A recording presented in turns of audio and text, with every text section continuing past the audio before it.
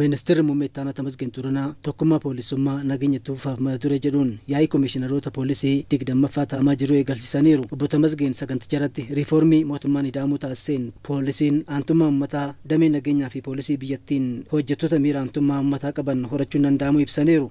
2010 ዓመተ ምህረት የወጣው ሀገራዊ ዕለት ተከትሎ ትኩረት ከተሰጣቸው ሪፎርሞች አንዱ የፖሊስ ዘርፍ ሪፎርም ነው። Jijjiirama bara 2010tti dhufe booda toora xiyyeeffannoo kennameef keessaa tokko damee poolisiiti.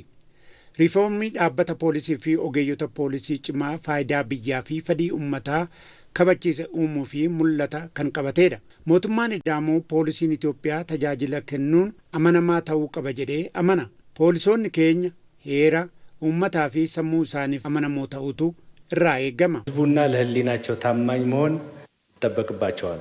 Lammiileen yaaddoo malee hojii isaanii irratti qofa akka xiyyeeffataniif shoorri poolisii murteessaa ta'uu kan hiran ministeerri muummee itti aanaa Tamasgeen Xuruunaa hojiileen ittisa yakkaa qorannoo fi adeemsa yakkaa poolisiin hojjetu hojimaata uummata biratti amanamummaa fi xiqqoofinsa qabuun hojjetamuu qaba jedhaniiru. ህዝባችን በየቦታው ስራውን የሚሰራውና ህይወቱን የሚኖረው ከፈጣሪ በታች የጸጥታ ተቋማትን አምኖ ነው። Uummanni keenya bakka hundatti hojii irra kan jiru jireenya isaa jiraachaa kan jiru waaqaa gaditti dhaabbilee nageenyatti amaneeti.